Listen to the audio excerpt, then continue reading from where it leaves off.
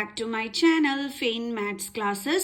So ഇന്നത്തെ ക്ലാസ്സിൽ നമ്മൾ പഠിക്കാൻ പോകുന്നത് 8th chapter Algebraic Expressions and Identities ലെ exercise 8.2 ലെ question number 1 and 2 ആണ് ഇന്നത്തെ ക്ലാസ്സിൽ നമ്മൾ ഡിസ്കസ് ചെയ്യുന്നത്. അപ്പോൾ എൻ്റെ ചാനൽ കാണുന്നവർ സബ്സ്ക്രൈബ് ചെയ്യാനും ലൈക്ക് ചെയ്യാനും കമൻറ്റ് ചെയ്യാനും മാക്സിമം ഷെയർ ചെയ്ത് സപ്പോർട്ട് ചെയ്യാനും മറന്നു പോകരുത്.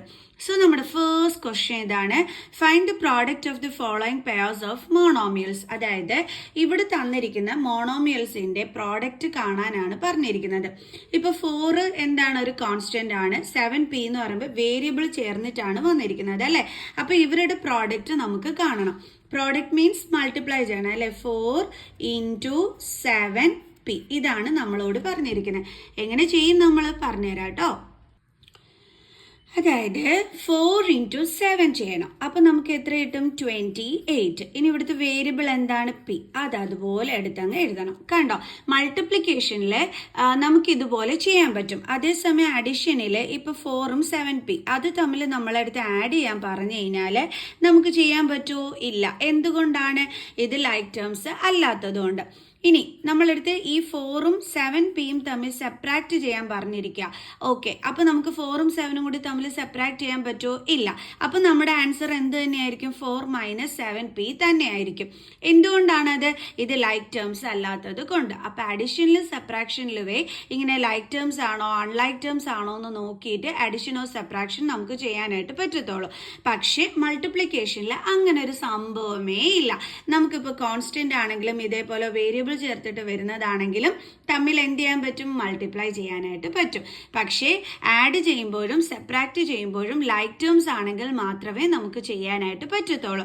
അതാണ് എൻ്റെ മക്കൾസ് മനസ്സിലാക്കി വെക്കേണ്ടുള്ളത്. ഓക്കെ, ഇനി അടുത്ത എന്താണ്? -4p 7p. അപ്പൊ നമുക്ക് എന്ത് ചെയ്യാം? അത് തമ്മിൽ മൾട്ടിപ്ലൈ ചെയ്യാം. -4p into 7p is equal to, ഇവിടെ നെഗറ്റീവ് സൈൻ ഇവിടെ positive sign, so minus into plus minus 4 into 7 28.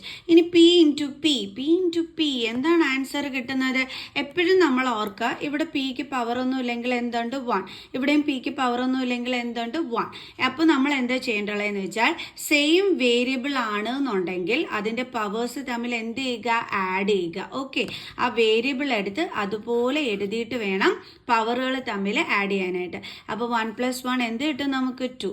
അപ്പൊ നമ്മുടെ ആൻസർ എന്താണ്? -28p². ഇത് എപ്പോഴാണ് ഇങ്ങനെ പവർ തമ്മിൽ ആഡ് ചെയ്യേണ്ടുള്ളത്? സെയിം വേരിയബിൾസ് വരുമ്പോൾ. ഓക്കെ ആണോ മക്കൾസേ? അടുത്ത ക്വസ്റ്റ്യൻ ചെയ്യാവേ. -4p 7pq എങ്ങനെ ചെയ്യും നമ്മൾ? -4p into 7pq is equal to minus, ഇവിടെ ഒരു സൈനും ഇല്ലെങ്കിൽ പ്ലസ് സൈൻ ഉണ്ട് അല്ലേ. അപ്പൊ minus into plus minus 4 into 7 28. ഇവിടെയും p ഉണ്ട് ഇവിടെയും p ഉണ്ട്. അതിന്റെ രണ്ടിടത്തും സെയിം വേരിയബിൾ ആണ് അല്ലേ. അപ്പൊ നമുക്ക് അതിന്റെ പവേഴ്സ് തമ്മിൽ എന്ത് ചെയ്യാൻ പറ്റും? ആഡ് ചെയ്യാൻ പറ്റും.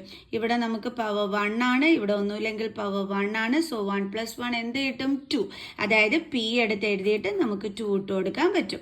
ഇനി എന്തുണ്ട്? q. അപ്പൊ ഈ ക്യൂവിന്റെ പവർ എടുത്ത് ഇതിന്റെ കൂടെ ആരും തന്നെ ആഡ് ചെയ്യാനായിട്ട് പാടില്ല. മിസ് പ്രത്യേകം പറഞ്ഞു തന്നിട്ടുണ്ട് സെയിം വേരിയബിൾസിന്റെ പവർ തമ്മിൽ ആഡ് ചെയ്യാനായിട്ട് പാടുള്ളൂ എന്ന്.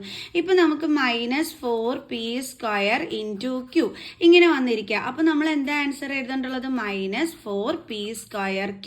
അല്ലാതെ ഇതിൻ്റെത് 2 ആണ് പവർ, ഇതിൻ്റെത് 1 ആണെന്ന് പറഞ്ഞിട്ട് -4 എന്താണ് 2 + pq എന്ന് എഴുതിയിട്ട് എന്തോ 2 + 1 3 എന്നൊന്നും ഇങ്ങനെ ഒന്നും ചെയ്യരുത് കേട്ടോ എൻ്റെ മക്കൾസെ. ഇതൊക്കെ പൊട്ട തെറ്റാണ്. നമ്മൾ സെയിം വേരിയബിൾസിന്റെ പവറുകൾ തമ്മിൽ മാത്രമേ ആഡ് ചെയ്യത്തുള്ളൂ. ഓക്കെ ആണോ?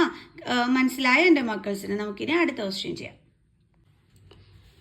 നമ്മുടെ അടുത്ത ക്വസ്റ്റ്യൻ എന്താണ്? 4p³ - 3p. അപ്പൊ അത് നമ്മൾ ഇൻറ്റു ചെയ്യുന്ന രീതിയിൽ എഴുതിയല്ലേ. ഇസ് ഈക്വൽ ടു, ആദ്യം നമ്മൾ സൈൻ തമ്മിൽ വേണം മൾട്ടിപ്ലൈ ചെയ്യാൻ. ഇവിടെ മൈനസ്, ഇവിടെ ഒന്നുമില്ലെങ്കിൽ പ്ലസ്.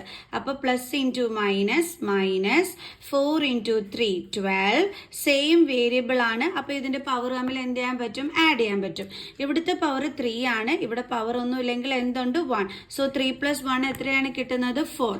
അപ്പൊ p എടുത്ത് അതുപോലെ എഴുതിയിട്ട് 3 + 1 എത്രയാണ്? 4 എന്നുള്ളത് എഴുതുക. ഓക്കെ, അപ്പൊ എന്താ ആൻസർ വരുന്നത്? -12p⁴. ഓക്കെ. ഓക്കെ. ഇനി നെക്സ്റ്റ് ക്വസ്റ്റ്യൻ 4p 0. അപ്പോൾ നമ്മൾ 4p ഇൻറ്റു 0.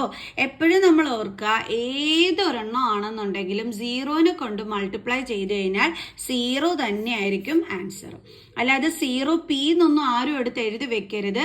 വേരിയബിളും കോൺസ്റ്റന്റും, അതായത് വേരിയബിൾ ആണെങ്കിലും കോൺസ്റ്റന്റ് ആണെങ്കിലും 0 കൊണ്ട് മൾട്ടിപ്ലൈ ചെയ്ത് കഴിഞ്ഞാൽ നമുക്ക് 0 തന്നെ ആൻസർ വരത്തുള്ളൂ. ഓക്കെ ആണോ? ഇനി നമുക്ക് സെക്കൻഡ് ക്വസ്റ്റ്യൻ ചെയ്യാം. സെക്കൻഡ് ക്വസ്റ്റ്യനിൽ എന്താ പറഞ്ഞിരിക്കുന്നത്? Find the areas of rectangles with the following pairs of monomials as their length and breadth respectively. അതായത് നമ്മളെടുത്ത് റെക്ടാങ്കിളിന്റെ ഏരിയ കണ്ടുപിടിക്കാനാണ് പറഞ്ഞിരിക്കുന്നത്. ലെങ്ത്തും ബ്രെഡ്ത്തും തന്നിട്ടുണ്ട്. ലെങ്ത് ആൻഡ് ബ്രെഡ്ത്ത് റെസ്പെക്റ്റീവ്ലി എന്ന് പറഞ്ഞു കഴിഞ്ഞാൽ ഈ ഒരു ഓർഡറിൽ തന്നെയാണ് നമുക്കിത് തന്നിരിക്കുന്നതെന്നുള്ളതാണ്. അതായത് ഇപ്പൊ പി എന്തായിരിക്കും ഇവിടുത്തെ ലെങ്ത്, ക്യൂ എന്തായിരിക്കും ഇവിടുത്തെ ബ്രെഡ്ത്ത്. ഈ ഒരു ഓർഡറിൽ തന്നെയാണ് തന്നത് ഇതും എന്ന് കാണിക്കാനാണ് ഇവിടെ റെസ്പെക്റ്റീവ്ലി എന്ന് കൊടുത്തിരിക്കുന്നത്. ഓക്കെ. അപ്പൊ നമുക്ക് റെക്ടാങ്കിളിന്റെ ഏരിയ കണ്ടുപിടിക്കാനാണ് പറഞ്ഞിരിക്കുന്നത്, തന്നിരിക്കുന്നത് വെച്ചിട്ട്. അപ്പൊ area of A rectangle formula എന്താണ് എൻ്റെ മക്കൾ? സേ ലെങ്ത് ഇൻറ്റു ബ്രെഡ്ത്ത് അല്ലേ? Length into breadth. അപ്പോൾ ഇവിടെ ലെങ്ത് എന്ന് പറയുന്നത് എന്താണ്? പി. ബ്രെഡ്ത്ത് എന്ന് പറയുന്നത് എന്താണ്? ക്യൂ. അപ്പോൾ is equal to length P ആണ്, ബ്രെഡ്ത്ത് ക്യൂ ആണ്. പി ഇൻറ്റു ക്യൂ എന്ന് പറഞ്ഞാൽ എന്താണ്? രണ്ടും കൂടി ഒരുമിച്ച് ചേർത്ത് എഴുതി വെച്ചാൽ മതി അല്ലേ? P Q. ഓക്കെ. അപ്പോൾ ഇനി നമുക്ക് അടുത്ത ക്വസ്റ്റ്യൻ ചെയ്യാം.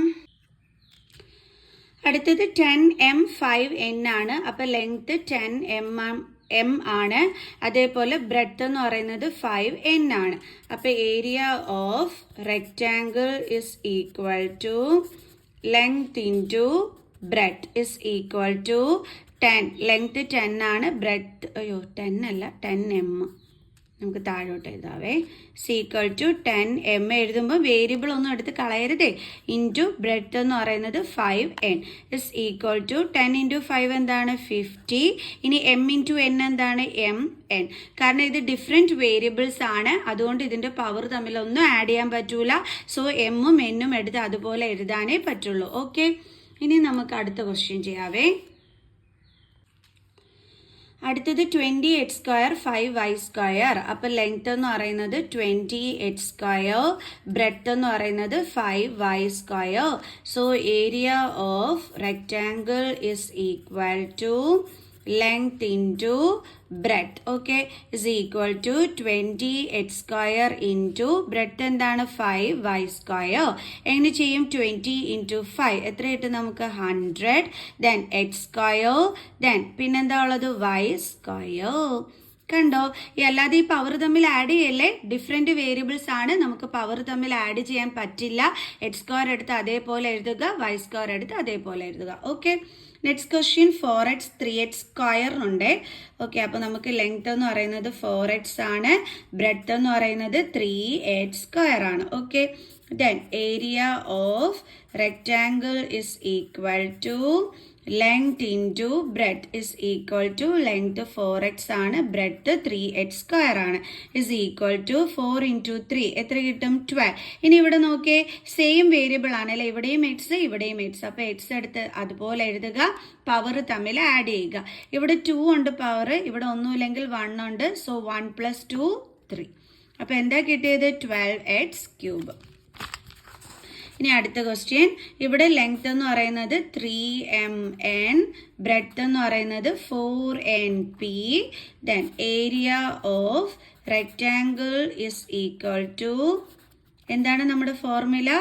L ഇൻറ്റു ബി, അതായത് length into breadth is equal to 3mn into 4np. ഇത് ശ്രദ്ധിച്ച് വേണം ചെയ്യാനായിട്ട്. ഓക്കെ. 3 ഇൻറ്റു 4 എത്ര കിട്ടും? 12. ദെൻ എം വേറെ ഒന്നും ഇല്ലാത്തതുകൊണ്ട് നമ്മൾ അങ്ങനെ തന്നെ എഴുതി. എൻ ദേ ഇവിടെയുണ്ട് ഇവിടെയുണ്ട്. അപ്പോൾ സെയിം വേരിയബിൾ ആണല്ലേ വന്നിരിക്കുന്നത്. ഇവിടെയും എൻ ഇവിടെയും എൻ. അപ്പോൾ അതിൻ്റെ പവേഴ്സ് തമ്മിൽ എന്ത് ചെയ്യും? ആഡ് ചെയ്യും. ഇവിടെ ഒന്നുമില്ലെങ്കിൽ പവർ 1 ഉണ്ട്, ഇവിടെ ഒന്നുമില്ലെങ്കിൽ പവർ 1 ഉണ്ട്. സോ എൻ എടുത്ത് എഴുതിയിട്ട് പവേഴ്സ് തമ്മിൽ ആഡ് ചെയ്യണം അല്ലേ? 1 + 1 എന്ത് കിട്ടും? 2. ഇനി പി ഒറ്റയ്ക്കല്ലേ കിടക്കുന്നത്, അപ്പോൾ നമുക്ക് എന്ത് ചെയ്യാം? പി എടുത്ത് അതുപോലെ എഴുതാം. അപ്പോൾ ഇവിടെ എന്നാണ് ഇവിടെയും ഉണ്ടായിരുന്നത് ഇവിടെയും ഉണ്ടായിരുന്നത്. അപ്പോൾ സെയിം വേരിയബിൾ ആയതുകൊണ്ട് പവർ തമ്മിൽ ആഡ് ചെയ്തിട്ട് നമ്മൾ n² എടുത്ത് എഴുതി അല്ലേ? ഓക്കെ. അപ്പോൾ നമ്മുടെ ഫൈനൽ ആൻസർ എന്താണ്? 12mn² p. പി. അപ്പോൾ എല്ലാവർക്കും മനസ്സിലായി എങ്ങനെയാണ് മൾട്ടിപ്ലിക്കേഷൻ എന്നുള്ളത്? ഓക്കെ, അപ്പോൾ എല്ലാവർക്കും മനസ്സിലായി കാണുമെന്ന് മിസ് വിചാരിക്കുന്നു. ചാനൽ സബ്സ്ക്രൈബ് ചെയ്യാത്തവർ please subscribe my channel. So next video ആയിട്ട് കാണുന്നത് വരെ ബൈ.